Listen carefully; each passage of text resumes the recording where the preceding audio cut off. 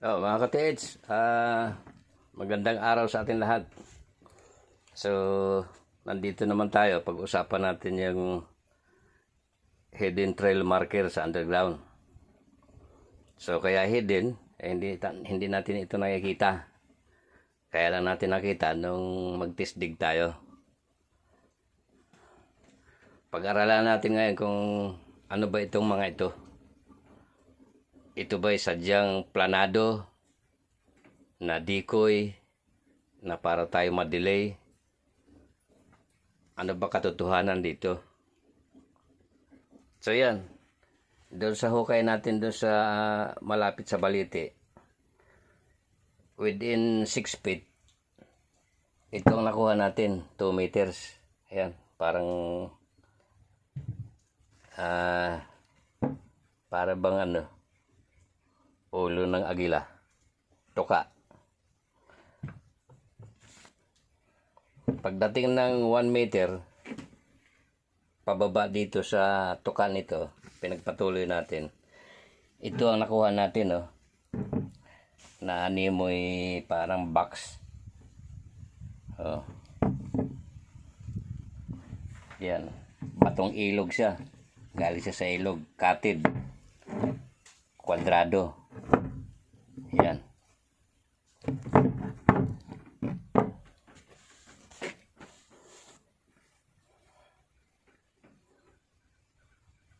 So, mag-comment kayo dito.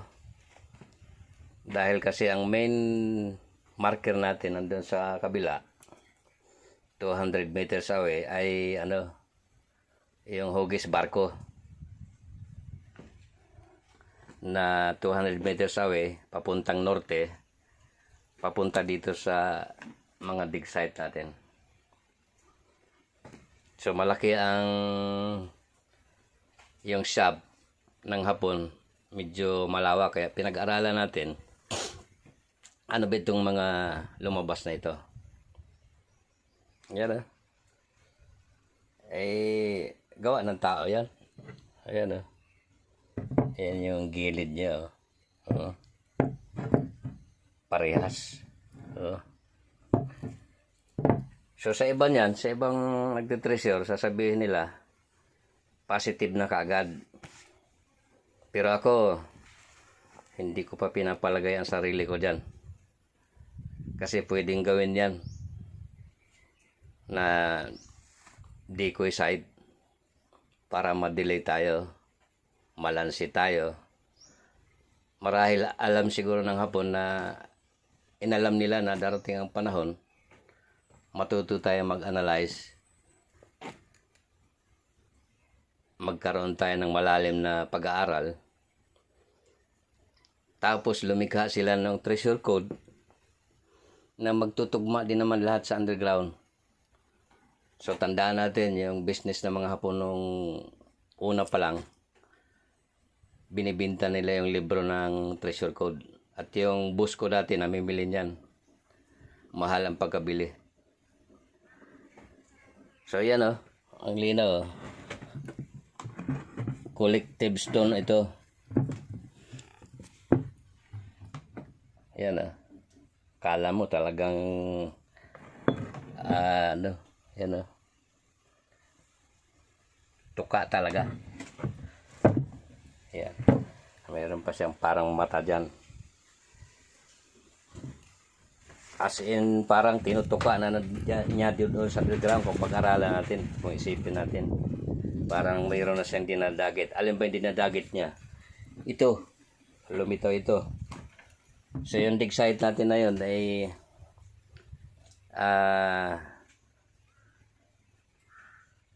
aralin pa. So tapos na tayo dyan. Mamaya puntahan natin yung dig site nito. At doon naman sa isang dig site natin, yung prag na nakatagilid, palaka na nakalingon. Tingnan din natin. Ito yun Ayan mga ka-TH, meron siyang pointer. Nakatayo doon yan. hindi naman diretsang tayo, kundi may degree siya.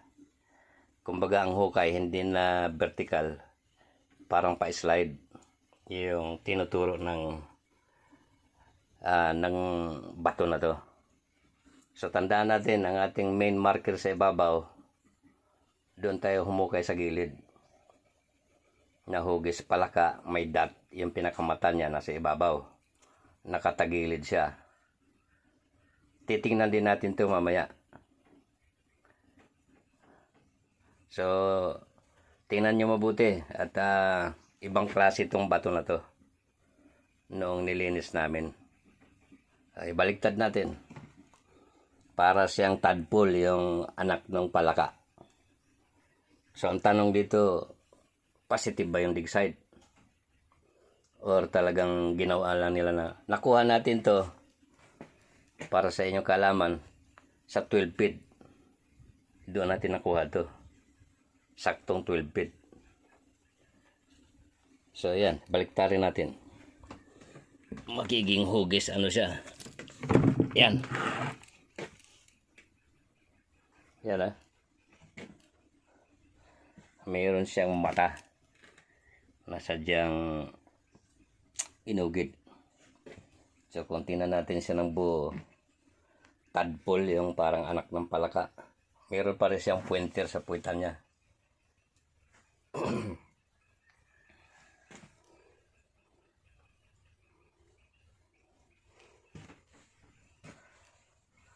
So yan mga ka-TH, una natin puntahan yung dito. Yan. So kita-kita tayo doon sa site. So mga ka-TH, nandito na tayo sa area. Doon sa may eagle head, yung ulo ng agila na may kasamang box. Yan ang balite. So nandito yung ating dig site.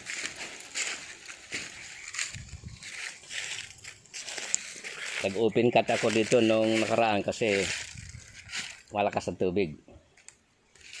So in-stop muna natin ito kasi medyo inabot tayo ng tag-ulan na noon. So laglagan na siya ng ano. Dito mga ka-TH, yan, naglagay nga tayo ng temporary, baka gumalaw kasi yan. So ito yung bato na to, dito natin nakuha yung tuka ng agila. Yan mismo sa gilid na yan, nakaturo pababa. At yung bato na to, ayan, meron siyang hole, malalim. Hindi litaw tong bato na to, kaya lang lumitaw yan dahil hinukay natin, nag-open tayo rito sa buong surface na to. Tapos yan meron siyang parang sagunting dito kung sa Bisaya. Yan, parang may sagunting, parang angkor. Yan, parang siyang sagunting. Tapos may mga marka siya sa tagiliran. Yan yung sign ng Buddha. Yan sadyang inugit yan.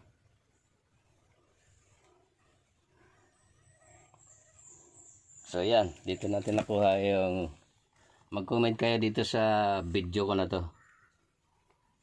Ayan pa triangle yung butas. So continuously pa ito, itutuloy natin yan. Ayan, medyo malalim na yan tingnan natin yung pinagagawa sa atin ng mga Hapon. Kailangan nating mabisto yan. Bahagi ito ng pag-aaral ng ating channel, kasi mahirap yung sa susunod na generation maghuhukay pa rin yung mga kabataan na wala naman talaga. Medyo another na naman sila. So kaya yung channel natin ito bahagi ito ng pag-aaral. Win or loss ito.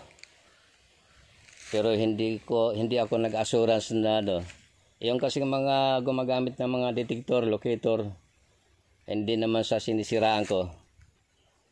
Ang pagkaintindi ko, pagkaplanado, dumaan sa engineering yung dig site.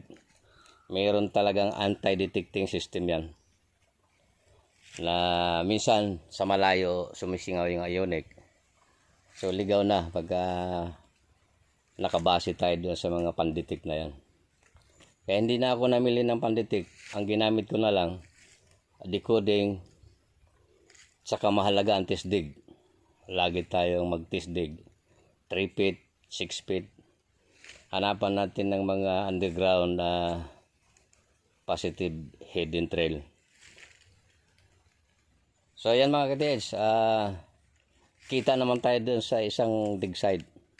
Napalaka naman yung sign. So mga ka-TH, nandito na tayo sa area kung saan nandito yung isang dig site natin. Ito medyo malalim na ito. Yan nandyan yung isang bato. Yan. Nandun naman yung palaka. Yan yung bato na yon. Mamaya lapitan natin. Triangulated yan mga ka-TH. So ito. Yan, ito naman yung parang hugis na dahon. Ayan, medyo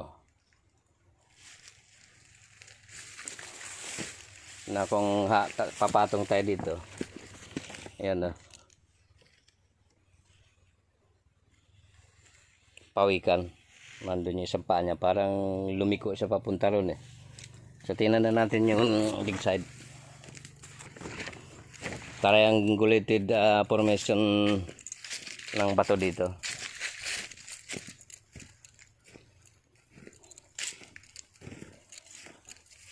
So ayan mga ka-TH. Yung hukay natin.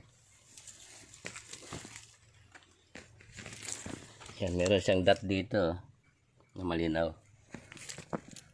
Ginapos natin to ng malaking lubid dito kasi nakadungaw siya dyan mismo sa dig site natin. Malalim na yan, almost 16 feet. So nandito yung yung frag formation. So binasag ko lang kasi mahirap na makita ng buo. Yan, nakaganyan yan Ayan.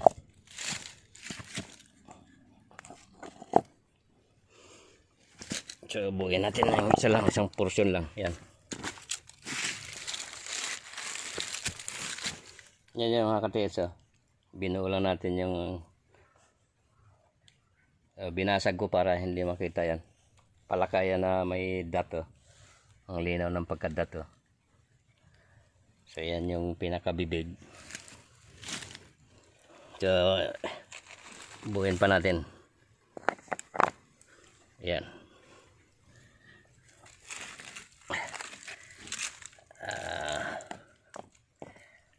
Tingnan natin.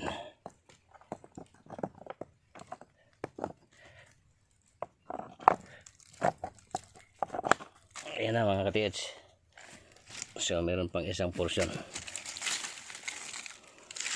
Binasag ko lang to para hindi makita na buo.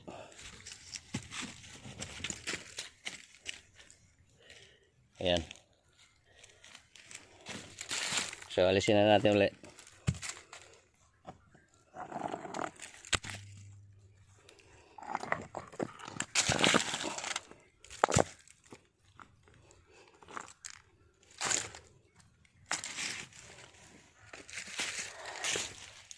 Ayan mga ka-TH. At yung na yan, parang may teardrops dyan. Yan parang pumatak papunta dyan. Ngayon yung ibabaw niyan, puro sunog ng mga lupa yan, yung entrada nito. Ayan naman, parang triangulation na nakaturo din dyan. At yung parang mukha dito, tingnan natin. Nakasmile yung ano dyan. Yan.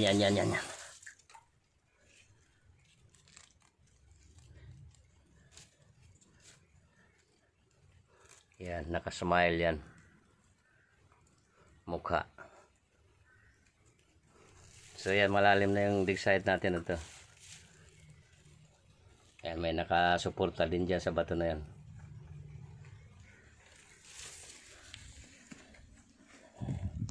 So yan mga katits. So ipagpatuloy natin yung discussion doon sa ano, babalik lang ako doon sa kubo. So, yan mga katits.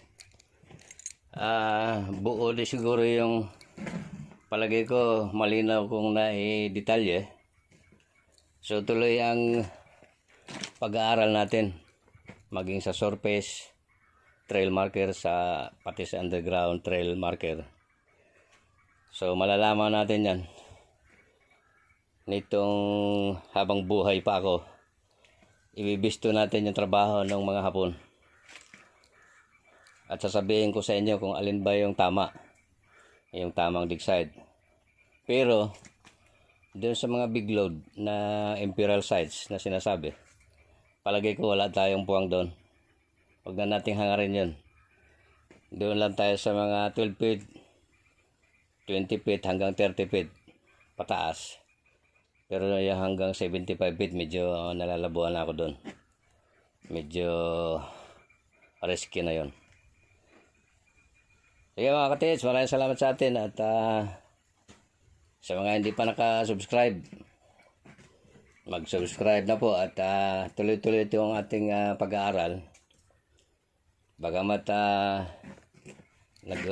gumagastos tayo, hindi bale sa alang-alang sa kapakanan ng mga kabataan na yung magte-treasure hunting pa sila pag wala na tayo.